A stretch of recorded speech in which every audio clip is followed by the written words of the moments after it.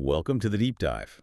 If you're working through the AMT General course right now, well, this one's definitely for you. Yeah, we're really going to get into the nitty-gritty today. We are. Our job is to unpack the critical language of aircraft materials. We're talking metals, hardware, and the processes that really define whether an airframe holds together or not.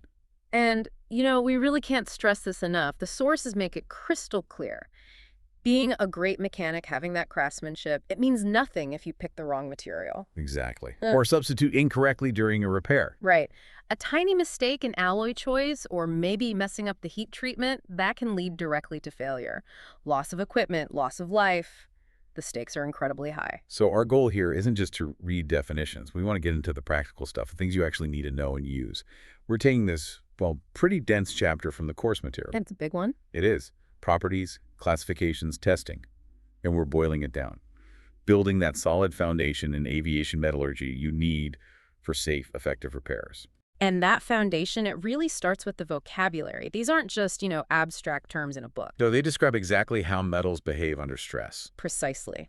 Getting this language right is step one for picking the right material every single time. Okay, let's dive into that language. Maybe start with the properties related to how materials resist forces. Good place to start. Let's talk hardness. So hardness is basically how well a material resists getting scratched, cut, or permanently bent out of shape. Okay, resisting damage. Right. But what's really key for you as an AMT student is understanding how it gets that hardness. It's not always inherent. Often it's engineered in. How so? Two main ways. Cold working, which is basically physically mashing the grain structure around. Like bending it or rolling it when it's cold? Exactly. Or through very specific heat treatment processes. This is really common for steel and many aluminum alloys. You shake the part when it's relatively soft, then you apply a heat treatment to harden it up for its job. Got it. So that leads us naturally to strength. How is that different from hardness? They sound related. They are related, but distinct. Strength is more of a general term. It's the material's overall ability to resist being deformed or broken when you put a load on it. Hardness is really just one aspect of strength, specifically surface resistance. And the strength a part actually shows depends on the type of stress, right? Absolutely. A metal might be really strong and tension-resisting being pulled apart, but weaker in shear, which is more like a cutting action. The type of load matters immensely. And in aviation, every choice is a compromise. One of the biggest involves density. Density. Simple concept, huge implications. It's just the weight for a given volume. Pounds per cubic inch or kilograms per cubic meter, whatever units you use. But why is it so critical in aircraft? Well, obviously, weight is everything. Lighter aircraft fly further, carry more payload, use less fuel. But it's also about weight and balance. You can't just swap a steel part for an aluminum part, even if the aluminum is strong enough. It changes the aircraft's center of gravity. So sometimes you might pick a slightly weaker but much lighter metal, like magnesium. Exactly. If its strength-to-weight ratio is better for that specific application, even if raw strength is lower than steel, the weight savings might be the deciding factor. Every single pound counts. Okay, let's shift to properties that let us actually shape these metals. Malleability and ductility often get confused. They do sound similar, but they describe different ways of deforming. Malleability is the ability to be hammered, rolled, or pressed into a different shape without cracking. Think about flattening something out like sheet metal. So making wide, thin parts like cowlings or skin panels. Precisely. You're changing the shape across the plane of the material. And ductility. Ductility is about being drawn out, bent, or twisted lengthwise without breaking. This is what you need for making wire or tubing or thin rods. You mentioned ductile metals are preferred for structures. Oh, absolutely. Highly preferred, especially in parts that might see sudden impacts or shock loads. Why is that? Because a ductile metal will bend or stretch first. It yields. It gives you a warning before it fails catastrophically. Think about aluminum alloys in spars or ribs, or chrome-molybdenum steel tubing in a fuselage frame. Whereas a brittle material... It just snaps. No warning. Very dangerous in flake structures. Makes sense. What about elasticity? Elasticity is the spring-back property. It's the ability of a material to return to its original shape after the load is removed. Like a spring, literally. Like a spring, exactly. Or think about engine mounts, landing gear components. They rely on elasticity. But there's a limit. The elastic limit. Right. Yeah. If you stress the material beyond its elastic limit, it won't spring back all the way. It takes a permanent set. It's permanently deformed. Engineers have to design parts so the expected loads never exceed that limit. Okay, moving on. Let's touch on failure characteristics and thermal properties. Sure. Toughness is a really desirable one. It's kind of a combination of strength and ductility. It's the ability to absorb energy and deform without actually fracturing, resisting, tearing, or shearing. And the opposite of toughness is brittleness. Right. Brittleness means it breaks with very little, or maybe even no noticeable deformation. Think cast iron or very hard steel or some types of cast aluminum. You generally don't want brittle materials in primary structures that see shock or vibration. And heat plays a huge role, especially when we get into repairs like welding. Absolutely. Fusibility is key here. That's just the ability of a metal to become liquid when you heat it. It tells you its melting point, essentially. And that varies a lot. Hugely. Mild steel melts around, 2,600 degrees Fahrenheit? But aluminum alloys melt way down around 1,100 degrees F. That massive difference dictates everything about how you weld it, the heat input, the technique, the filler material. Which ties into conductivity and thermal expansion. Exactly. Conductivity, how well it carries heat or electricity. If a metal is highly conductive thermally, the heat from your welding torch dissipates really quickly. You might need more amps or a faster travel speed. And expansion. Thermal expansion things get bigger when hot, smaller when cold. You have to account for this when building welding jigs or even just drilling holes for fasteners that might see temperature changes. A tight fit when cold might bind up when hot. And electrical conductivity. Also critical, we need good conductivity for bonding, electrically connecting all the metal parts of the airframe together. This prevents static electricity buildup, which can interfere with radios or even be an ignition hazard. Okay, great foundation. Now let's get into the specific metals, starting with the ferrous screw, iron-based stuff. Right. The king here is carbon steel. It's basically just iron with a little bit of carbon mixed in, typically up to about 1%. This forms the base for almost all other steels. And when we add other elements, we get alloy steels. That's right. Things like nickel, chromium, molybdenum, they're added to the basic carbon steel recipe to get specific properties like higher strength or corrosion resistance or better performance at high temperatures.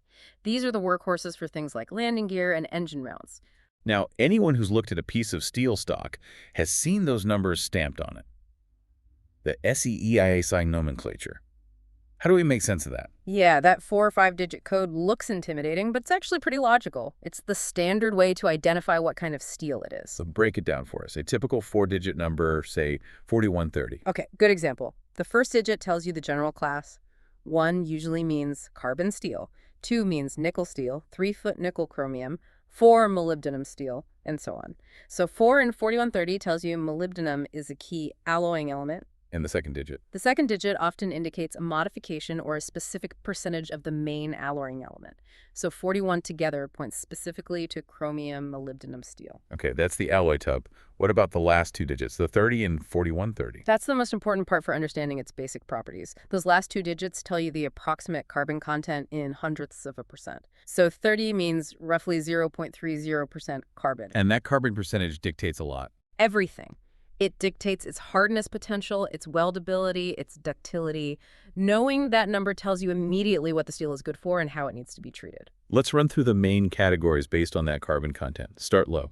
Low carbon steel, that's typically 0.10 to 0.30% carbon. Think SAE 1010 up to 1030. This stuff is relatively soft, easy to form. You see it used for things like safety wire, cable bushings, maybe some nuts, secondary structural parts where high strength isn't the main goal. Okay, step it up a bit. Medium carbon steel. Now we're in the 0.30 to 0.50% carbon range, like an SAE 1035. This is more versatile, it's better for machining, you can forge it more easily, and you can get decent surface hardness if you need it, like for a shaft or a key, but the core stays relatively tough. Into the top end. High carbon steel. We're talking 0.50 up to maybe 1.05% carbon. SAE 1295 is a classic example. This steel gets very hard. It resists wear and shear really well. So where do you use that? Think springs, coil springs, flat springs, things that need to hold an edge or resist constant flexing. But it's quite brittle, so you don't see it much in primary airframe structures because it doesn't handle shock loads well. Beyond just carbon, the alloys are where things get really interesting for aircraft application. Oh, absolutely. Alloying lets you tailor the properties precisely. Take nickel steels, like SAE 2330, that's about 3% nickel. What does nickel bring to the table? Nickel significantly boosts hardness, tensile strength, and the elastic limit. But, and this is key, it does it without sacrificing too much ductility. The steel stays tough. That's why you see it in critical fasteners, bolts, keys, clevis pins. Then there's chromium steel. Chromium is fantastic for hardness, strength, and especially corrosion resistance, its primary use. Anti-friction bearings, ball bearings, roller bearings, they take incredible localized loads and need that hardness and wear resistance. Okay, but if we're talking about welded structures, especially in tube and fabric designs or engine mounts, one alloy really stands out. Oh, you mean good old chromoly. SAE X4 at 130. That's the one. Why is it so dominant? Several reasons. The chromium and molybdenum additions give it significantly higher strength than plain carbon steel, but it retains excellent ductility. And crucially, it's got fantastic weldability. It just behaves well under the torch. It pretty much replaced plain carbon steel for welded fuselages, engine mounts, landing gear structures decades ago. How much stronger is it, really? The difference is huge. Bro. If you take an SAE X4130 tube and heat treat it properly, it can be about 4 times stronger than a plain carbon steel tube like SAE 1025 of the exact same weight and size. Wow, 4 times. Yeah. That means you can use much thinner walled tubing, saving a massive amount of weight while still meeting the strength requirements. That's always the goal in aerospace strength without the weight penalty. Let's switch gears slightly to materials designed specifically to fight corrosion. Right. That leads us straight to stainless steel. The most common aircraft type is often called 18 to 8. 18% chromium, 8% nickel. That combination gives it excellent resistance to rust and corrosion, especially at elevated temperatures. You see it everywhere. Exhaust stacks, manifolds, firewalls, clamps, sometimes even structural components in high moisture areas. Now, I've heard techs complain about welding stainless. What makes it tricky? It's all about managing the heat and expansion. Stainless steel expands about 50% more than regular mild steel when you heat it up. And at the same time, it conducts heat less, well, maybe only 40% as effectively. So the heat stays put and it grows a lot. Exactly. That combination leads to really rapid localized expansion right near the weld, which causes warping and distortion if you're not careful. You need good jibbing, careful heat control, maybe backstep welding techniques to manage it. And sometimes used in similar high-temp spots is Inconel. What is that?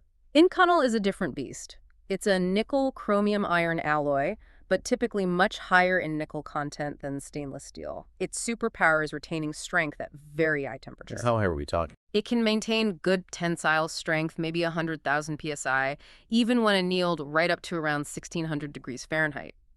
That's why it's essential in turbine engine hot sections, like combustion liners and turbine blades and complex exhaust systems where stainless might start to weaken. Okay, visually, Inconel and stainless can look identical, and mixing them up in a repair could be catastrophic. Spark testing isn't reliable here, right? Not reliable enough, no. The sparks can be similar. For a definitive ID, you need the electrochemical test. How does that work? Is it complicated? It sounds fancy, but the principle is simple. It uses a small electrical current and specific chemical solutions to detect the high nickel content that differentiates Inconel from stainless. Inconel usually has over 50% nickel. Walk us through the basic steps. Okay, first you clean a small spot on the metal really well. Then you put a drop of a special ammonium fluoride solution onto a piece of filter paper and place that on the spot. You complete a simple circuit, often using a small battery pack, and an aluminum rod, pressing the rod onto the wet paper for about 10 seconds. So you're running a current through the solution into the metal. Right. If it's Inconel, the nickel reacts with the solution. Then you take the paper off, add a drop of another reagent. And the color tells the tale. Exactly. If you get a bright, distinct pink spot, that confirms high nickel content, it's Inconel. If you get a brown spot or maybe just a faint color, it's stainless steel. Any critical warnings for that test? Absolutely. Never perform it directly on a weld bead because the filler metal might have a different composition. And don't use it on nickel-plated surfaces. You'll just detect the plating. Always test the base metal away from welds or plating. All right, let's move away from the iron-based metals. Time for the non-ferrous group, starting with the king of modern airframes, aluminum and its alloys. Yes, aluminum. It's everywhere for good reason. It's light, about a third the weight of steel. It's naturally corrosion resistant in many environments. non-magnetic, good conductor. But pure aluminum isn't very strong, is it? No, pure aluminum is quite soft, maybe only 13,000 psi tensile strength.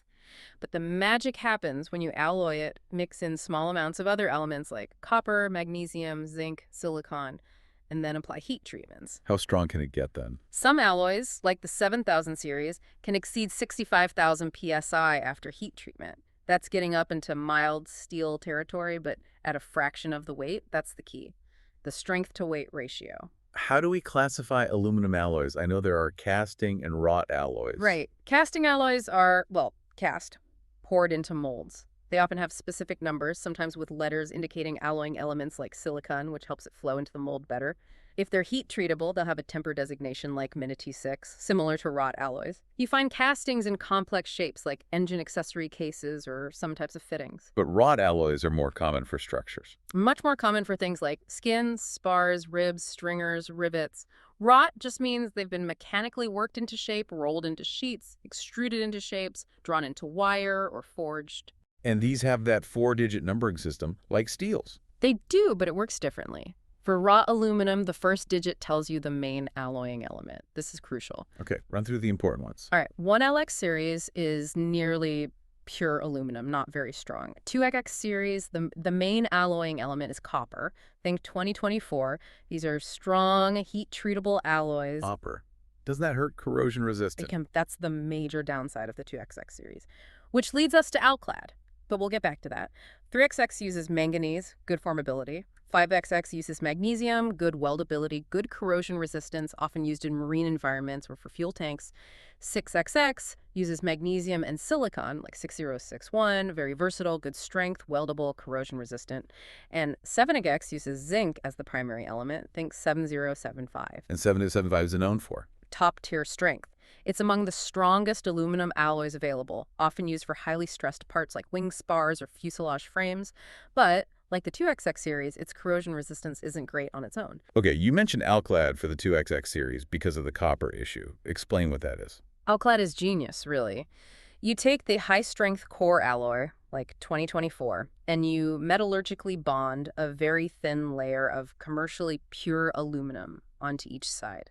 Typically about 5 or 5.5% of the total thickness per side. So it's like a sandwich. Pure aluminum bread, strong alloy filling.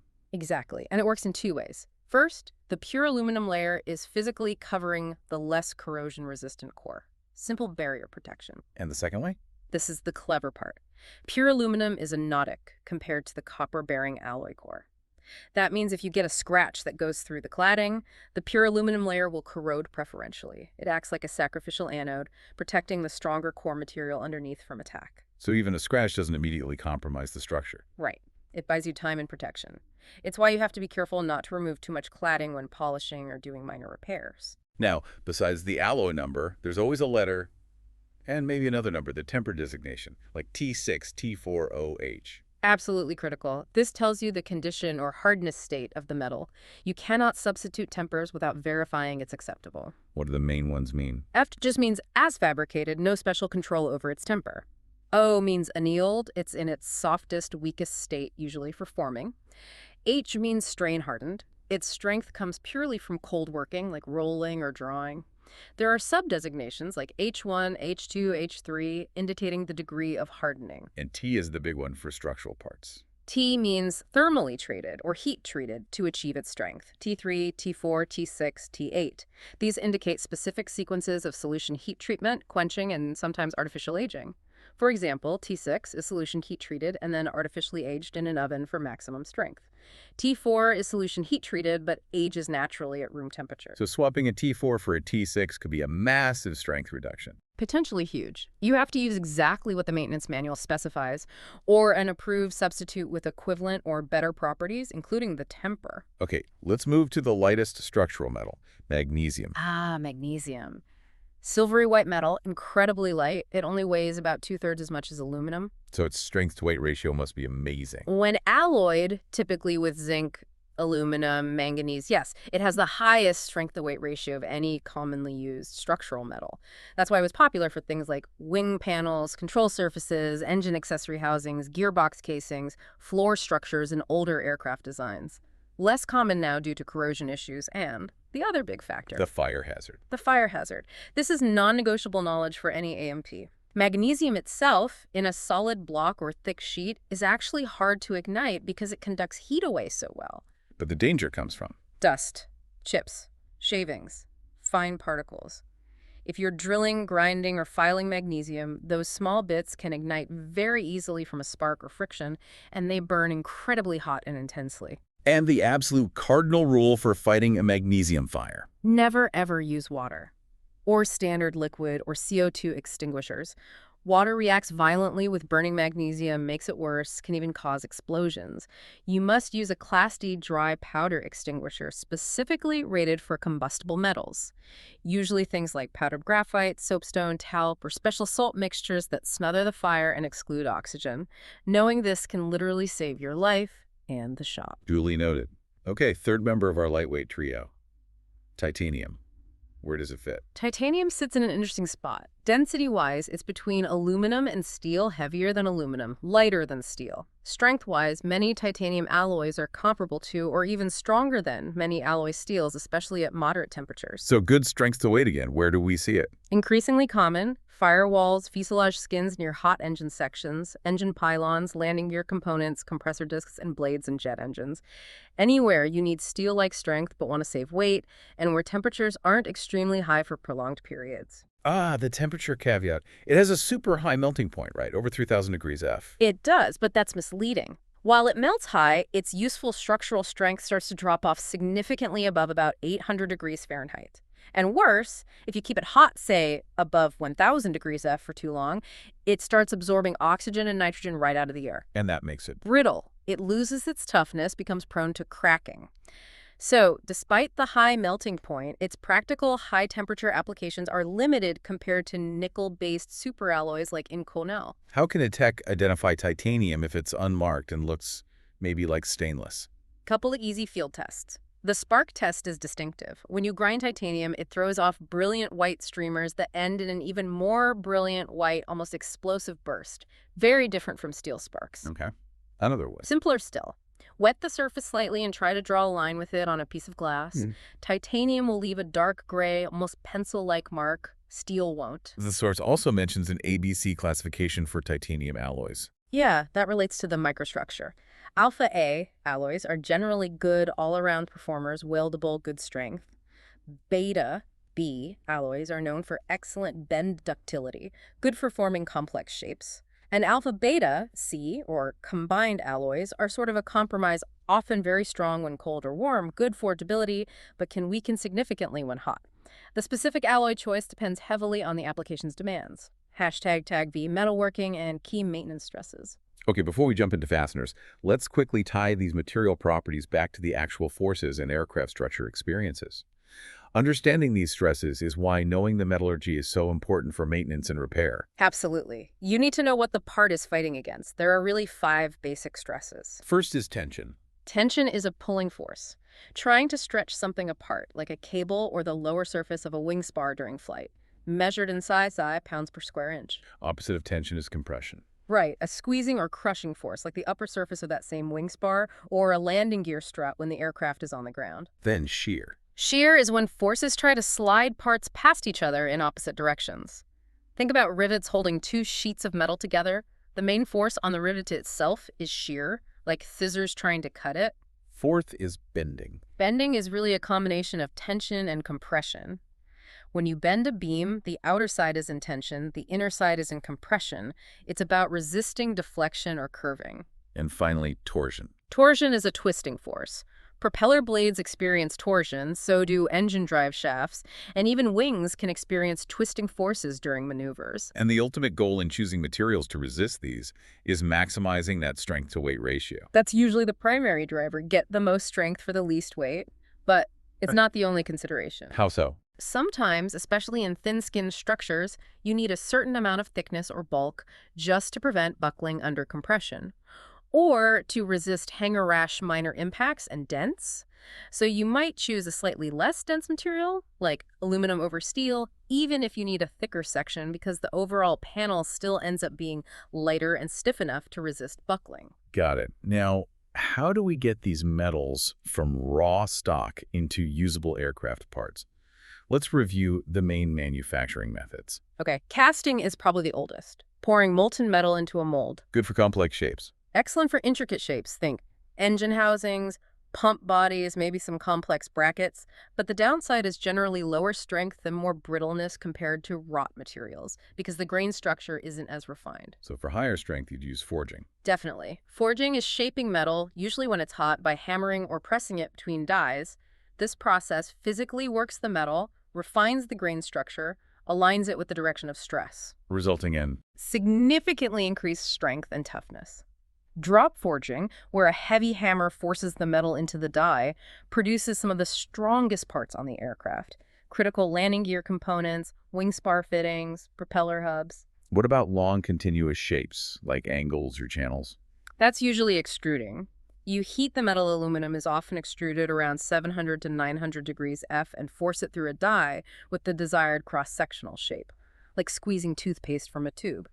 Great for making long, consistent structural members like stringers or seat tracks. And a lot of what AMTs do involves cold working. Right. Bending sheet metal for a patch, forming a flange, rolling a stiffener. That's gold working or strain hardening. It's mechanical work done below the metal's critical temperature. And we know it increases strength and hardness. It does. It locks up the grain structure, increases the elastic limit too, but the trade-off is crucial.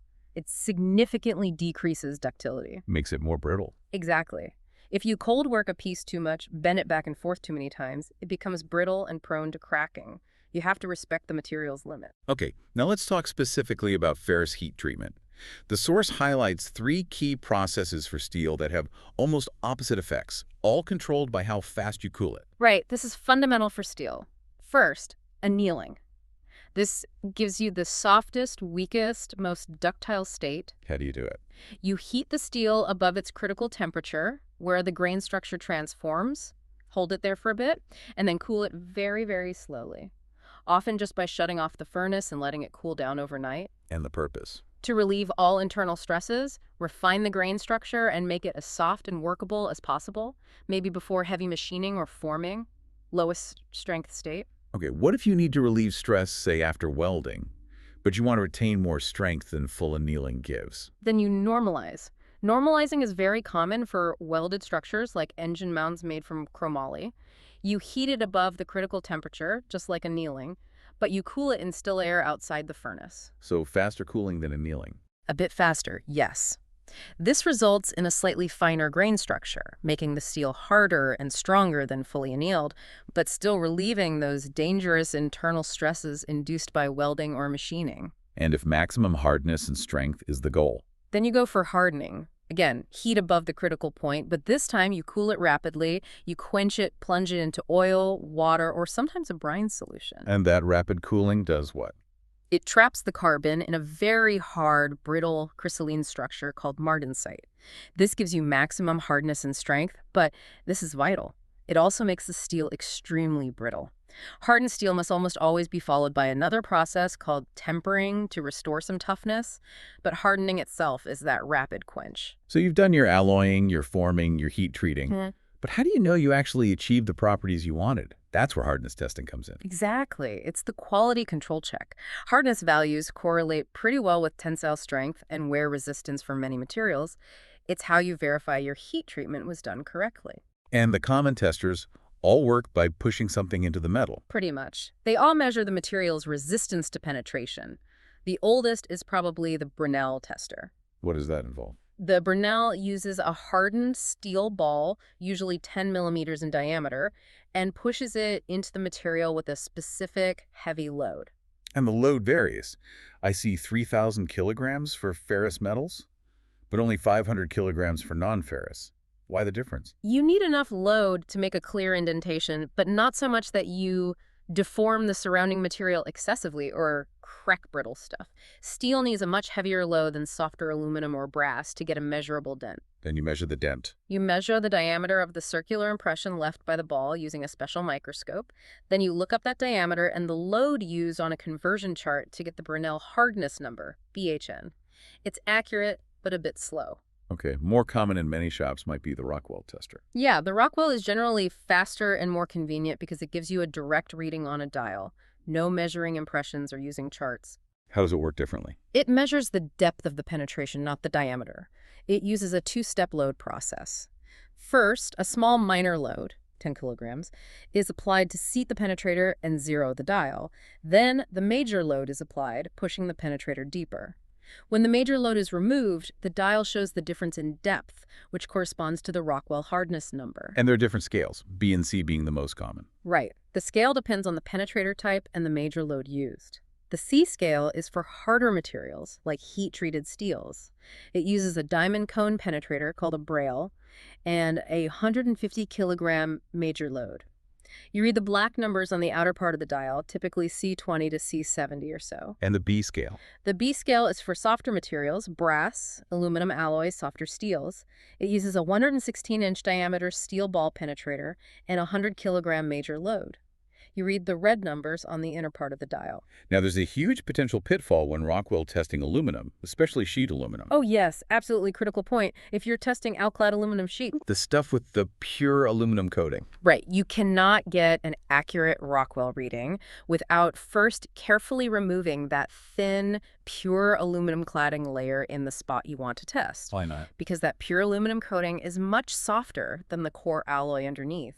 The penetrator will just push easily through the soft cladding, giving you a falsely low hardness reading that doesn't represent the strength of the actual structural core material. You have to test the core itself. Good tip. What about portable testing? You can't always bring the part to the bench tester. That's where the Barkle tester comes in. It's a small, handheld, spring-loaded indentation tester. Designed for? Primarily for softer materials like aluminum alloys, copper, brass.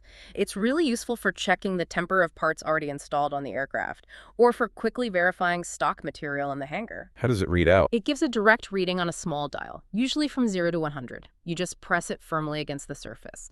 For example, soft annealed aluminum, like 2024O, might read around 60 on the Barkle, while the same alloy, fully heat-treated and aged, 2024T, might be up around 85.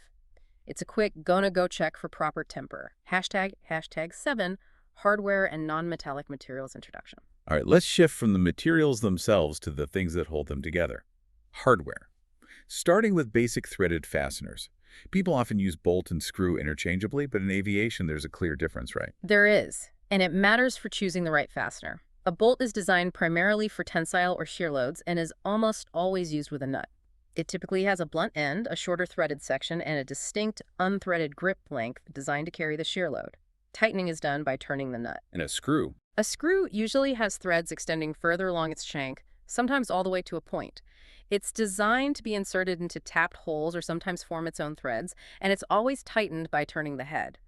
Generally used for lighter-duty applications like attaching inspection panels or interior fittings, often loaded in shear or light tension. Threads themselves are classified too, NCUNC and NFUNF. Right. American National or the newer Unified Standard. NCUNC means Coarse Thread Series. NFUNF means Fine Thread Series.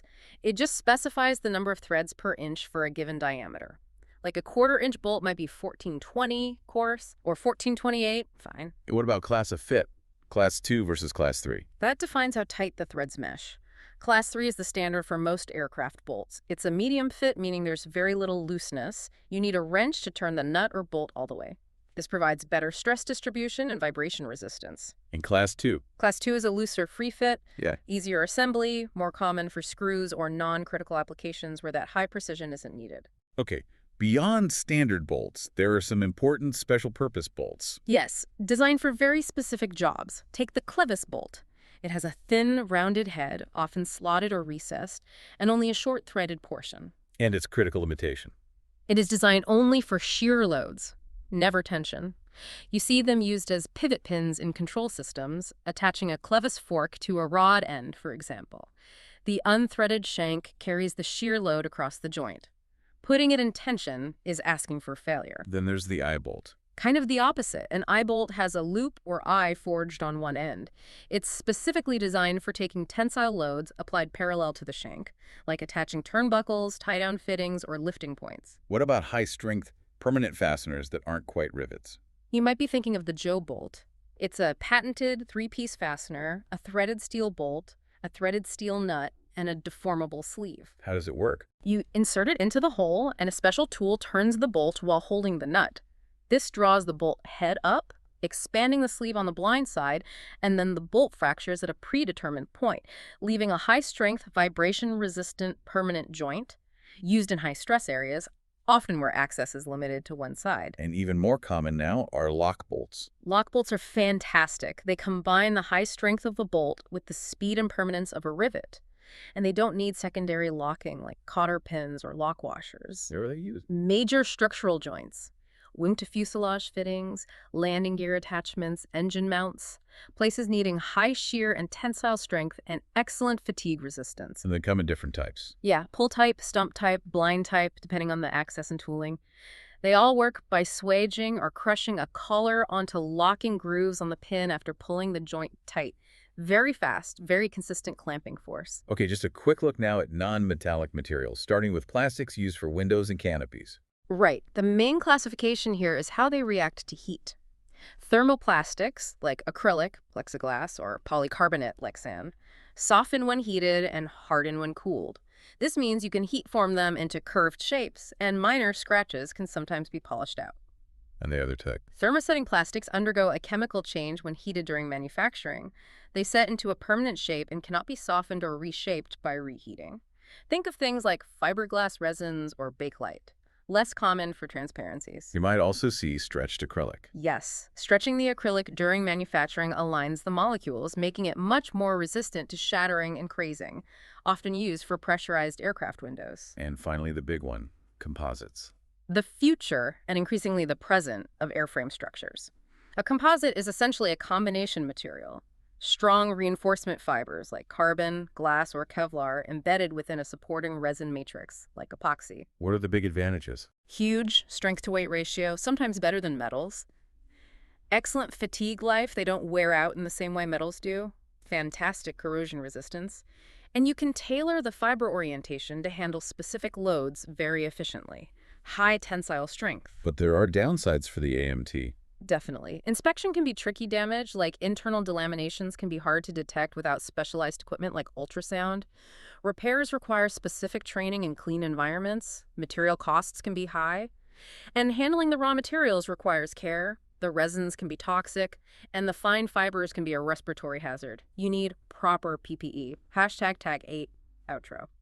Well, that brings us to the end of this pretty deep dive into the first part of aircraft materials and hardware. We really laid down the essential language in AMT needs. Yeah, we covered those core properties: hardness, strength, ductility, toughness, and why they matter. We decoded the steel ID system, the SAE numbers. Talked about why chromoly 4130 is king for welded structures, and importantly, how to definitively tell Inconel from stainless using that electrochemical test. Then we hit the non-ferrous big three. Aluminum, with its numbering, tempers, and that clever alclad protection. Magnesium and its critical fire safety rules. And titanium's strength-weight benefits, but also its heat limitations. And wrapped up with understanding how parts are formed, casting, forging, extruding, and the crucial differences between annealing, normalizing, and hardening steel through heat treatment. Plus, verifying it all with hardness tests like Rockwell and Brunel. Fundamentally, as you start doing repairs, you always come back to those 4 requirements for substituting materials. You absolutely must maintain the original strength, maintain the contour or shape, keep any added weight to an absolute minimum, and maintain the original corrosion resistance characteristics. Strength is always number 1. Which leads us perfectly into our final thought for today. We mentioned that some aluminum alloys like 2017 and 2024 undergo age hardening.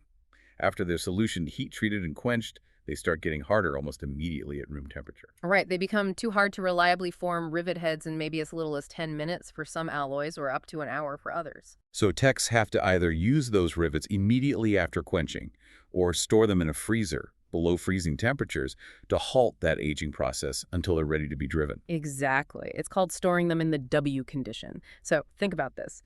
Knowing the alloy number, like 2024T4, is essential textbook knowledge.